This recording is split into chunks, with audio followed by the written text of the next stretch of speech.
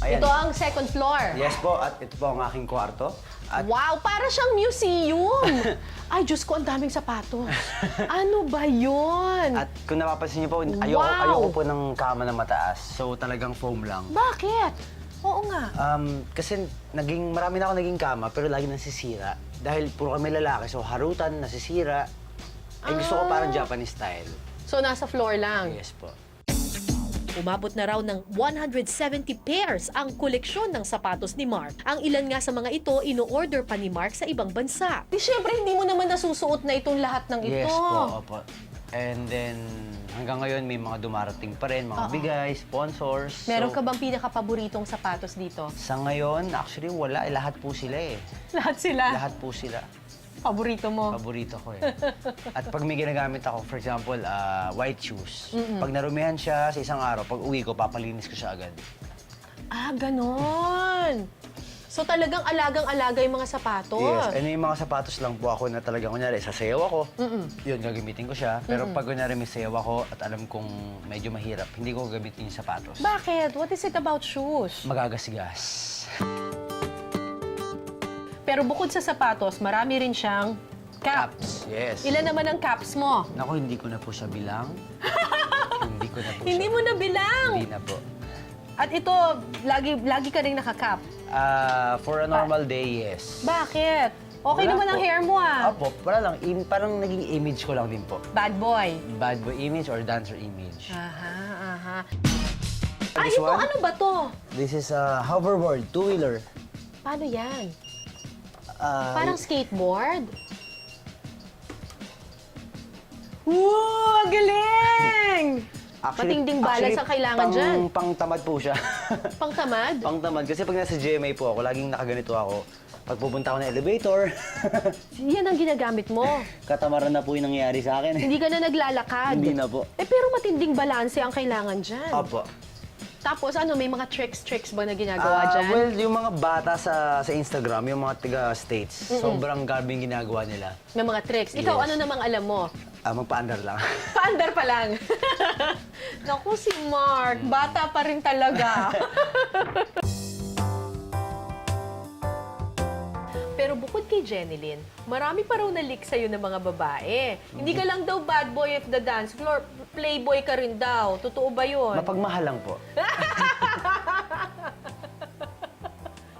Ilan na naging girlfriend mo, Mark? Hindi ako mag-name drop. Ilan nga lang?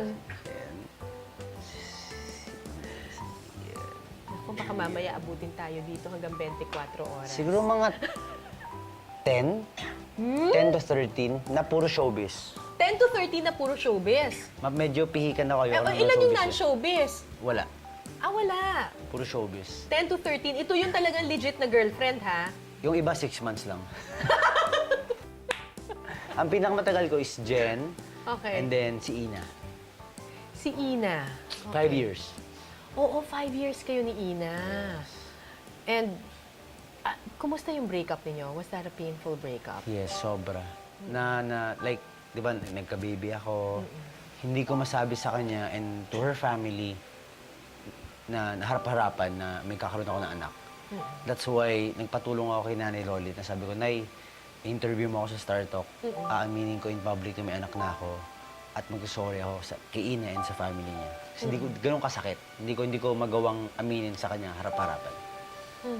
And then, after a year, okay naman kami. We're still friends, family niya, okay pa rin naman. Pero immediately, how did she take it? Siyempre, nasaktan siya na sobra.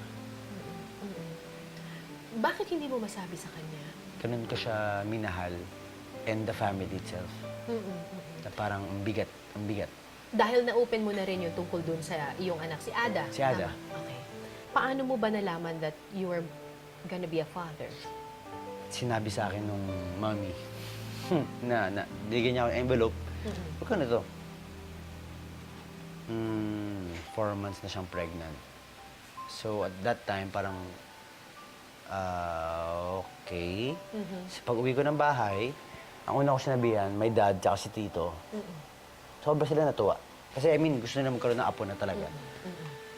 So doon nag-start. Pero ikaw? Ako matagal nang sink in sa akin, actually. Kasi siyempre, wala namang lalaki na ready na magkaroon ng anak ng biglaan. Lalo pa kung hindi mo girlfriend. Yes. So, inisip ko na lang na sabi ni God, ayaw mo magtino? O, ito, bigatan ng anak.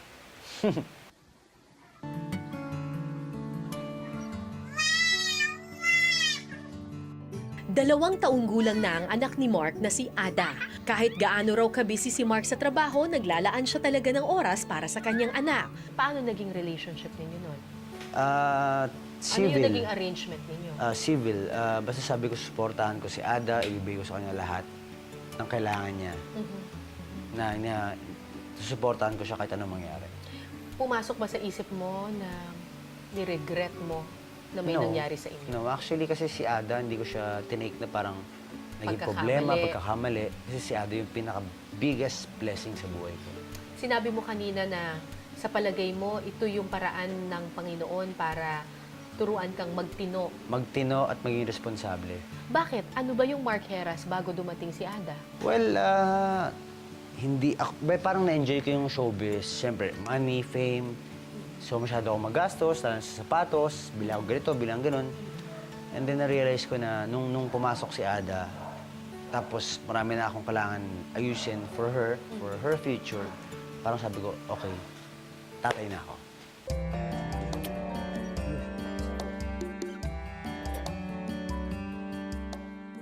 Malaki na nga raw ang ipinagbago ni Mark mula nang dumating sa kanyang buhay si Ada. Bagay na hindi niya pinagsisisihan. May girlfriend ka ba ngayon, Mark? Wala pa. Oh, wala pa. Wala pa. Wala pa. Pero may plano ka pa rin mag-asawa.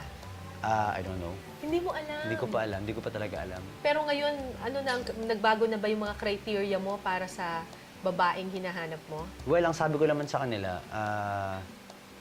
package deal na. Kung sakaling miniligawan ako tapos tatanggapin nila ako, kailangan tanggap nila si Ada. At kailangan may approval ni Ada. Yeah.